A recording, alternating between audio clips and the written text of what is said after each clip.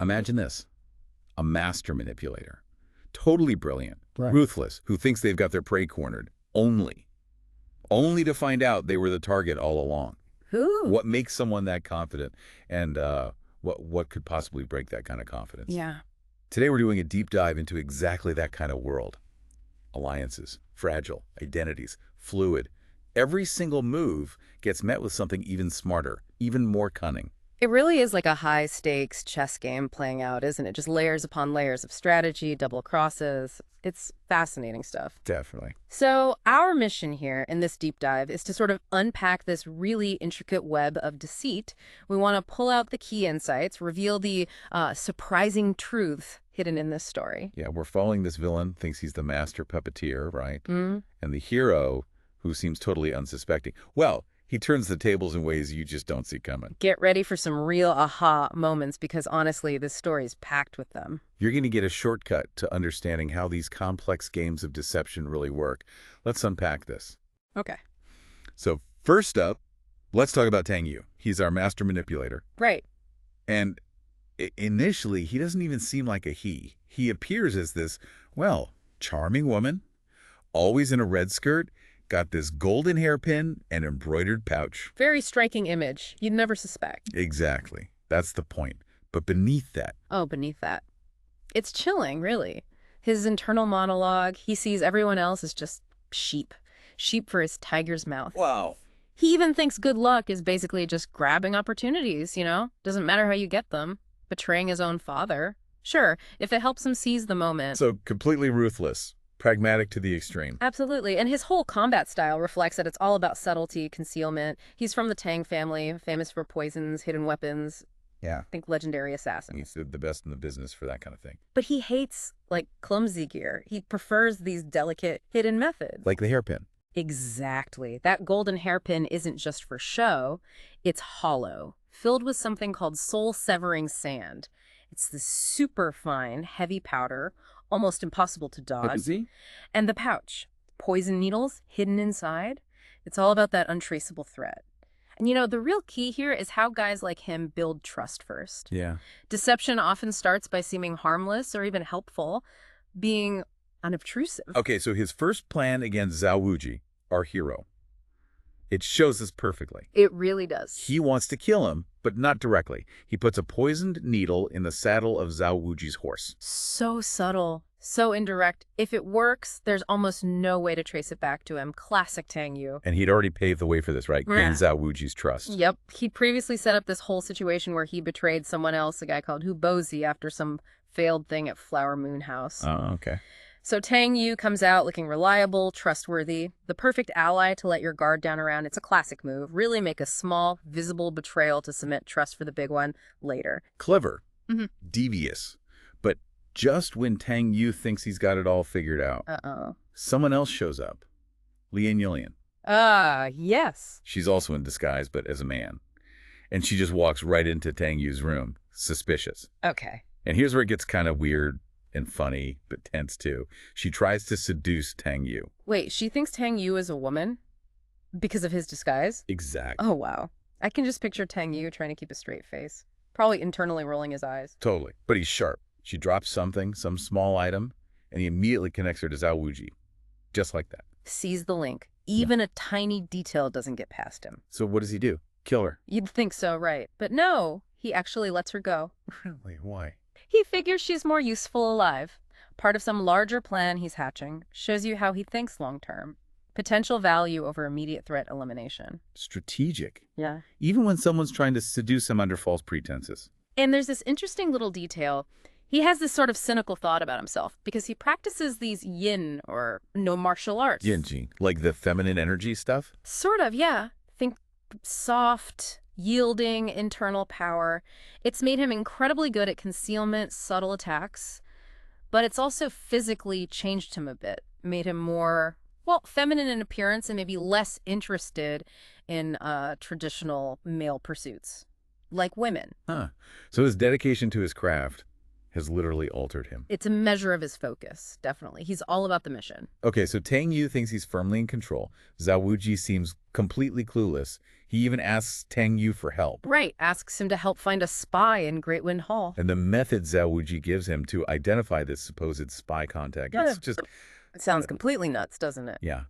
Buy dried tangerine peel, angelica root, roast chicken, beef. Yeah? Carry these specific things in these specific hands. Then dump them in a mulberry grove in a particular way. I mean, it sounds ridiculous, but that's the clever part. It's so specific, so unique, that it could only be a prearranged signal, like a super complex secret handshake. Nobody could accidentally do all that. It guarantees that whoever follows those instructions is the contact.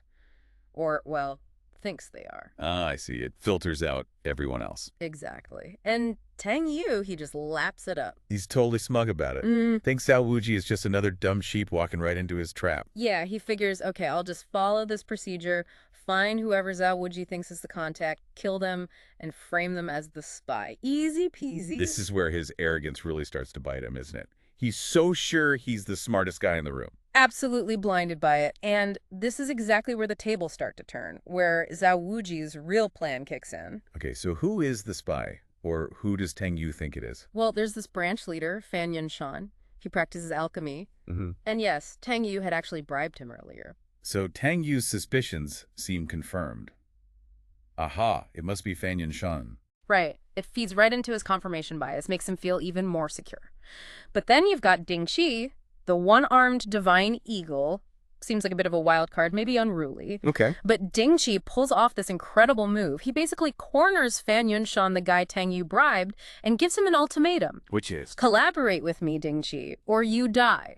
Right now. Whoa. So Dinky flips Tang Yu's own agent. Exactly. A total shift in alliance that Tang Yu has no idea about. It shows how Zhao Wuji, likely working with Ding Qi, is exploiting the weaknesses Tang Yu himself created. That's brilliant, using the opponent's own network against them. And it gets better. Zhao Wuji and Ding Qi then stage Ding Qi's death. Fake death. Yep, make it look like Fan Yunshan killed Ding Qi. It's all an act. Why? It's designed purely for Tang Yu's benefit, to make Tang Yu absolutely believe two things. One, Ding Qi is dead and gone. Two, Fan Yunshan is definitely the loyal spy contact he was looking for. No, it pushes Tang Yu even deeper into his false reality, convinces him his plan is working perfectly.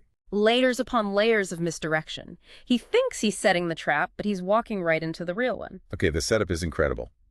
Now for the big reveal, the unmasking. This is where it gets really dramatic. This character called the God of Wealth arrives. And at first he seems really arrogant, dismissive of Zhao Wuji's friends. You think, oh, great, another problem. Right, seems like just another complication. Yeah. But then the mask comes off. Literally and figuratively. Who is he really? He reveals himself as Guo Queer, the king of thieves. And not just any thief, he's a disciple of Sikong Zixing. The legendary master thief, the one who could steal anything. That's the one. So instantly, you know Guo Queer is incredibly skilled, unpredictable, an expert in infiltration, illusion, basically another master of deception, but maybe on Zhao Wuji's side. Okay, things are heating up. And then Guo Queer delivers the killing blow, psychologically speaking. Yeah. With this amazing flair, like a magician. He just produces Tang Yu's hidden golden hairpin and the embroidered pouch. No. The secret weapons. The things Tang Yu thought were perfectly concealed. The very same. Pulled right out in front of everyone, Tang Yu's composure just shatters. I bet. That's not just a crack in his facade, that's like the whole wall coming down. He knows he's been completely found out. Totally exposed. Yeah. And this leads directly to his biggest mistake, his fatal error. Which happens because... Because we learn about his ultimate hidden weapon, something called the Scattered Flower Heavenly Maiden. Sounds poetic. Deceptively so. It's hidden inside the embroidered peony flowers on his pouch. And its power is apparently devastating, like unheard of in the martial arts world. Wow. Costs a fortune to make, huge human toll in manufacturing. It's the Tang family's trump card, basically. Yeah. And Tang Yu having it shows his status, his confidence that he has this untouchable final move. Okay, so he has this ultimate weapon. But in his shock, his panic, seeing Guo Queer reveal his other secrets, he tries to use it. Tries to deploy the Scattered Flower Heavenly Maiden. He messes up. In his arrogance and desperation, he forgets one critical step. What's that? The protective wax. You need to coat your hands with special wax before handling this thing. It's presumably that toxic. No, no. He forgets, tries to launch it barehanded. And poisons himself. Horrifically, self-inflicted. This is the moment the tables aren't just turned, they're completely flipped over and smashed. What does the poison do? It's awful. His muscles, his joints, they just stiffen up. His eyes go dull, but his mind, still aware, his body just locks up. But it leaves him in the state of permanent, paralyzed laughter. Laughter, that's grotesque. A truly chilling end for the master manipulator. A puppet, paralyzed, laughing at his own downfall, caused by his own weapon and his own hubris. So, how did Zhao Wuji know? How did he orchestrate all this? Tang Yu seemed unbeatable. Well, it turns out Zhao Wuji wasn't fooled for a second. He knew Tang Yu's real identity pretty much from the start. Oh. Just meticulous observation and deduction. He traced Tang Yu's past, like that Hu Bozi incident we mentioned, how Tang Yu faked loyalty back then. Zhao Wuji has this philosophy, basically. Big plans, big lies. They often have tiny flaws. Little details that don't quite add up. Seemingly insignificant things. Like what? He looked for discrepancies in Tang Yu's stories. Maybe a tiny detail about Tang Yu supposedly taking a child with him somewhere that didn't fit. Yeah. Or even the fact his female disguise was too perfect. Noting, maybe, that his male features had receded because of those yin-jing practices. Things most people would just ignore. He zeroed in on the tiny anomalies. Exactly. The things that didn't quite fit the picture Tang Yu was painting. And here's another layer. Those friends of Tang Yu's. The fruit seller, the inn-servant. Yeah, all those people Tang Yu thought were his eyes and ears, they were actually Zhao Wuji's informants. No way he turned them. Seems so. Built his own network, used Tang Yu's own supposed assets against him, leveraged that trust Tang Yu thought he'd built. This is incredible. So the elaborate trap, the fake spy stuff, what was the real goal? Just exposing Tang Yu wasn't enough. No, not at all. That was just step one. The real objective was much bigger. Identify all of the Tang family's hidden agents within Great Wind Hall. Use Tang Yu like bait. Precisely. Like a beacon. Make him think he's running his own operation, but really he's just leading Zhao Wuji straight to everyone else in his network. Okay, so that's why Ding Qi had to fake his death. Why Fan Yunshan got flipped. It all served to create this perfect illusion for Tang Yu. To make absolutely sure Tang Yu would expose himself, and by extension, his entire network, without ever suspecting he was being played. It's like this elaborate domino rally of deception, each piece set up perfectly to trigger the next. Mind-blowing complexity. But was there an even bigger goal beyond exposing spies? Yes. The ultimate endgame for Zhao Wuji, the core reason for all of this, was assassination. Assassination. Of who? Sheng Wanren. Yeah. A really key leader in Great Wind Hall who was about to marry into the Tang family. Marrying into the enemy. Effectively, yes. And apparently leading the Tang family into Great Wind Hall territory. This seems to be Zhao Wuji's central mission, maybe revenge for his father, protecting Great Wind Hall. Yeah. It's deeply personal and strategic. Everything else serves this goal. Okay. Tang Yu exposed, network revealed. How does Zhao Wuji get to Sheng Wanren now? This is the final move. And it sounds completely insane. What is it? Zhao Wuji plans to carry Tang Yu alive, paralyzed, laughing Tang Yu, all the way back to the Tang family's main stronghold. Carry him? Why? Think about it. He's returning a high-ranking Tang family member. And crucially, Tang Yu appeared to be Zhao Wuji's friend, right? All those informants, now revealed to be Zhao Wuji's own agents, saw them together, saw Zhao Wuji seemingly trusting Tang Yu. So Zhao Wuji looks like a loyal friend returning a fallen comrade. Exactly. He's banking on this perception to get him past the Tang family's outer defenses, maybe even gain access to the inner sanctum, the most secret areas where Sheng Wanren is likely to be. He's using Tang Yu as a human key, a living Trojan horse. That's a perfect way to put it. It's an unbelievable gamble. What's the risk? Could Tang Yu be cured? It's possible, yeah. That's the huge risk. But Zhao Wuji seems confident that even if they can cure him, it'll take too long. He'll have achieved his objective before Tang Yu can expose him. Wow, the nerve. What do his friends, Ding Qi and Guoquir, think of this? You can just picture their faces. They're probably exasperated, thinking he's completely nuts. But there's also this grudging admiration, you know, for his sheer cunning, his willingness to sacrifice himself, basically. Do they go with him? No, sounds like they decide it's way too dangerous. Suicide mission, essentially. But you feel their respect for him even as they let him go off on this crazy final leg of the plan. It really shows Zhao Wuji's depth, brilliant strategist, but also incredibly driven and willing to pay the price. It really underscores how even the most meticulous planner, like Tang Yu, can be brought down by that one blind spot. Overconfidence.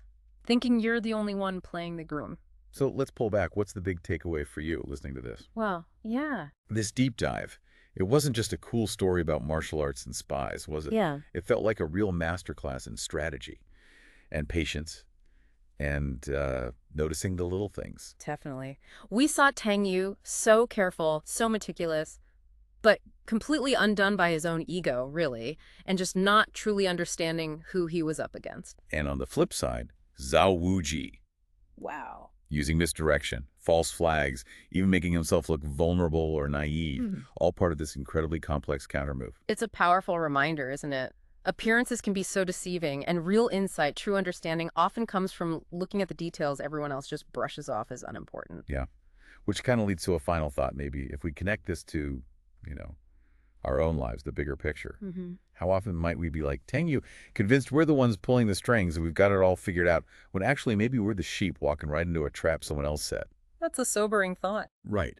How could looking more closely at those seemingly unimportant details around us, the little inconsistencies, how might that reveal a bigger truth? Or maybe expose a blind spot we didn't even know we had? Something to think about.